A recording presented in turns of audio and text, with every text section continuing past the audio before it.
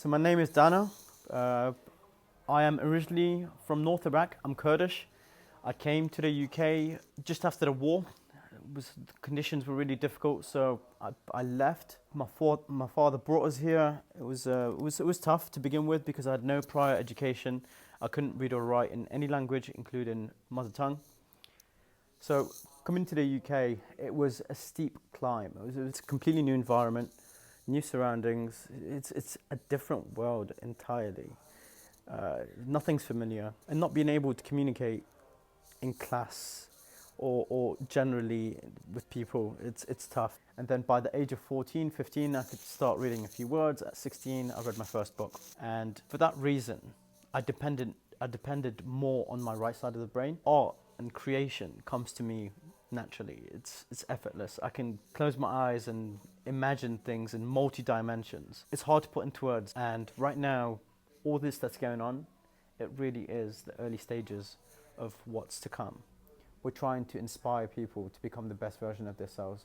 It's a growth hub. It's a space where people can come and ultimately become the best version of themselves. I want to have everything that I didn't have in my upcoming.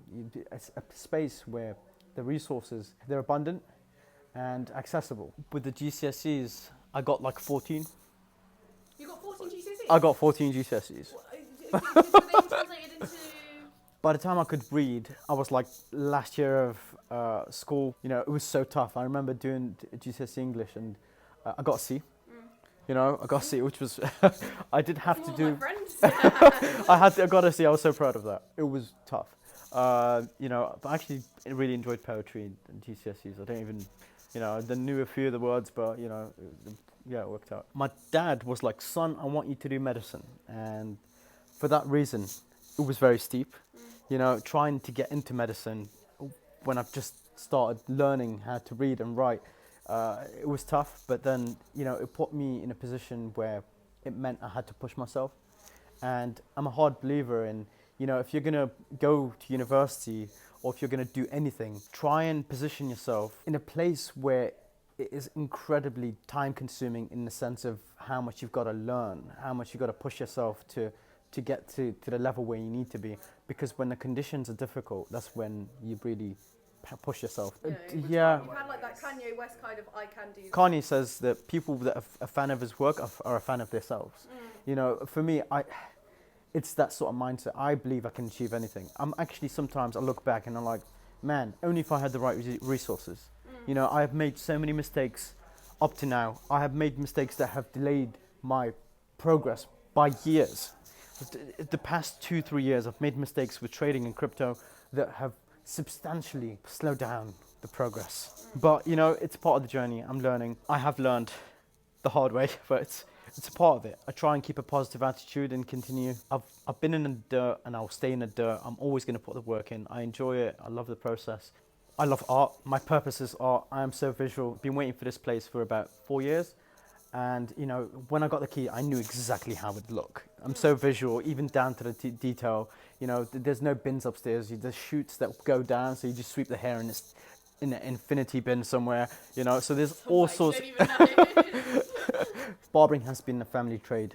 I'm fourth generation barber, so it's been the family trade for a very long time. And I just wanted to push the boundaries of how far we've come. You know, from the very first barbershop in our village to now to this, it feels amazing.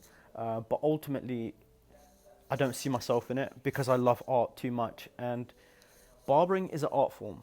It's a form of creation. But the trouble with it is that hair grows back. So it's the Fibonacci sequence goes from 0 to infinity.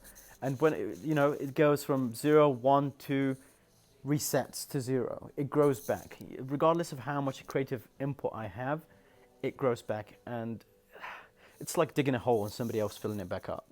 You know, as an artist, what I build has to last. If I push something in a direction, it has to stay that way. As humans, the highest calling we have is to inspire others to become the best version of themselves. You know, that is ultimately it. And the core identity of the brand is really self-development, growth, and nurturing growth. Being a positive force for nature, for every being, living and non-living. The amount of effort it's taken to get up to this point with the name and the logo, it's actually taken about 3.5 years to come up with a name and a logo.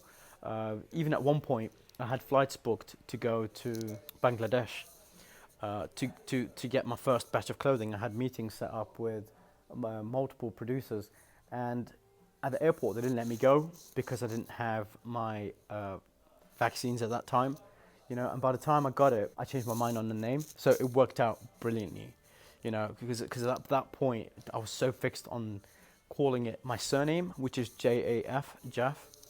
But luckily it didn't happen, and sometimes things don't happen for a reason. The thing is, life it's tough, it's full of suffering.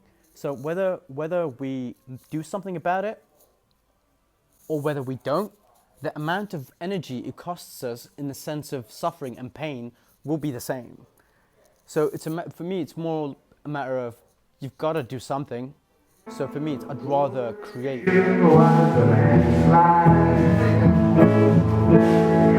knew you could it all before.